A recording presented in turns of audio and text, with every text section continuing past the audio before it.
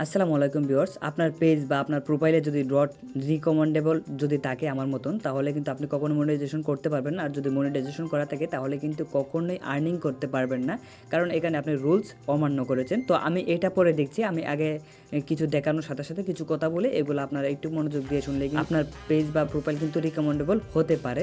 তো আপনারা একটু চেষ্টা করবেন। তো এখানে আপনারা প্রথমেই দেখেন, নিচের দিকে দেখেন যে পেজ স্ট্যাটাস আছে। তো এখানে একটা ক্লিক করে দেখি আমার পেজে কোনো সমস্যা আছে কিনা আগে।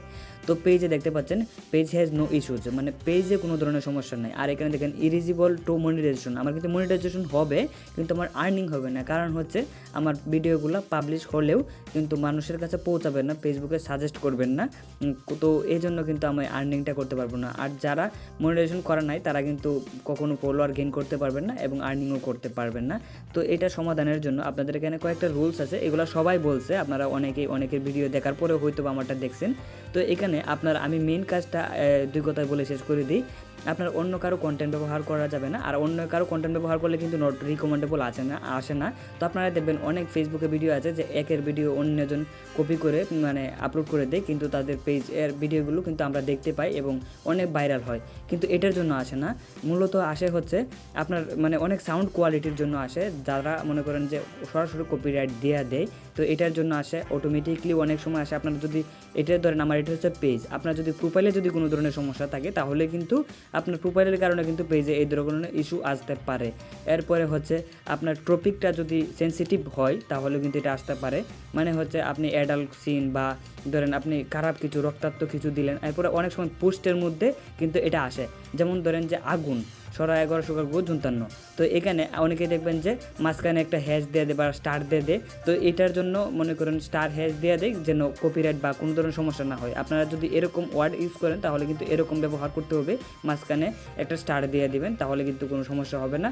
এরপরে হচ্ছে আপনি যদি আপনার পেজ বা মনিটাইজেশন করার জন্য যদি আপনি কখনো পেইড করে আপনার পেজটাকে রিকমেন্ডেবল করেন, মানে মানুষের কাছে পৌঁছান বা স্পন্সার করেন, আপনার পেজটাকে অ্যাড রান করান, এজন্য হতে পারে। তো এটা বেসিক্যালি আপনার যদি কন্টেন্টগুলো কেটে দেন এবং আপনার পেজটা একটু নতুন করে রিকভার করেন, বা আপনি যদি একটু সুন্দর করে পেজটা আবার একটু যাচাই করেন, তাহলে কিন্তু আপনার পেজের সমস্যাটা সমাধান হয়ে যাওয়ার সম্ভাবনা 100%। তো এটার জন্য আপনার পেজে প্রথমে দেখবেন যে অরিজিনাল কন্টেন্টগুলো কোনগুলো, এগুলো আপনারা রেখে বাকিগুলো কেটে দিবেন। এবং অরিজিনাল কন্টেন্টের মধ্যেও যদি আপনি অন্য কারো সাউন্ড ব্যবহার করেন তাহলে সেগুলোও কেটে দিবেন।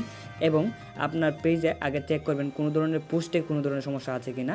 এরপরে হচ্ছে আপনার প্রোফাইলটা মানে মেন যে আইডিটা সেটাতে কোনো ধরনের সমস্যা আছে কিনা। মেন আইডি নিয়ে অলরেডি আমার একটা ভিডিও আপলোড হয়ে গেছে, আপনারা চাইলে সেটা দেখতে পারেন।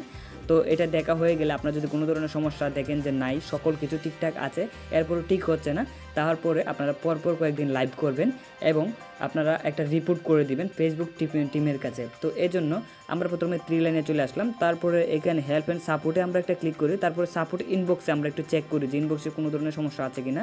তো এখানে সাপোর্ট ইনবক্সে ক্লিক করার পরে 2 নম্বরে দেখতে পাচ্ছেন ইউর অ্যালার্ট। তো এখানে একটা ক্লিক করে দেখতে পাচ্ছেন নো ভায়োলেশন। আপনার এখানে যদি কোনো ধরনের কন্টেন্ট থাকে বা আনসেফ কোনো ধরনের কন্টেন্ট, যে কন্টেন্টটাই থাকুক এখানে, সেই কন্টেন্টটা আপনাকে অবশ্যই ডিলিট করতে হবে, বা রিলস হোক সেটা ভিডিও হোক। তো এখান থেকে দেখার পরে তারপরে আপনারা এখান থেকে রিপোর্ট এ প্রবলেম, এখানে একটা ক্লিক করে দিবেন, আপনারা একটা রিপোর্ট করে দিবেন যে আপনার পেজটা ঠিক আছে কিন্তু তারা আপনাকে এরকম সমস্যা কেন দিচ্ছে, নট রিকমেন্ডেবল। তো এই জন্য আপনারা এখানে একটা ক্লিক করে তারপরে আপনার কন্টিনিউ রিপোর্ট এ প্রবলেম, এখানে একটা ক্লিক করে দিবেন। তারপরে এখান থেকে আপনারা ইনক্লুডেড, তো এখানে একটা ক্লিক করবেন। তারপরে আপনার যদি পেজের সমস্যা হয় তাহলে এখান থেকে পেজটা আপনারা খুঁজে বের করবেন। আর প্রোফাইল হলে দেখতে পাচ্ছেন নিচে প্রোফাইল আছে। আমি তো যেহেতু এটা পেজের সমস্যা, তো পেজে একটা ক্লিক করে দিলাম। তারপরে এখানে কিছু লেখা লিখে দিতে হবে। তো আমার লেখাটা আমি এখানে পেস্ট করে দিলাম, আমার কপি করা ছিল। তারপরে এখানে একটা অটোমেটিকলি একটা স্ক্রিনশট দেখতে পাচ্ছেন, এটাকে আমরা কেটে দিব। তারপরে আপলোড ফ্রম ফোন, তো এখানে একটা ক্লিক করব। তারপরে নট রিকমেন্ডেবল যেহেতু আমাদের, তো এখান থেকে আপনারা এটার একটা স্ক্রিনশট নিয়ে দিবেন। দেখতে পাচ্ছেন নট রিকমেন্ডেবলের একটা স্ক্রিনশট। তারপরে উপরে সেন্ড বাটনে আপনারা দেখতে পাচ্ছেন, এখানে একটা ক্লিক করে দিবেন। তারপর এটা অটোমেটিকলি সেন্ড হয়ে যাবে। আর যে লেখাটা দিয়েছি সেটা আমার ভিডিও ডিসক্রিপশনে পেয়ে যাবেন, সেখান থেকে কপি করে নিতে পারেন, বা যেভাবে হোক আপনারা নিয়ে এই লেখাটা লিখে দিলেই হয়ে যাবে। তারপর আপনাকে 24 থেকে 48 ঘন্টার ভিতরে তারা জানাবে। উপরে দেখবেন যে নোটিফিকেশন বার আছে, তো এখানে আপনার নোটিফিকেশনের সাহায্যে তারা জানাতে পারে। তো নোটিফিকেশনের সাহায্যে জানালে আপনার যদি প্রোফাইলটা বা আপনার পেজটা যদি রিকমেন্ডেবল হয় তাহলে তো জানাবে, আর যদি সমস্যা থাকে তাহলে সেটাও তারা জানিয়ে দিবে। তো আপনারা আপনাদের আইডিটা সেফ রাখার জন্য এই কাজটা অবশ্যই করতে পারেন।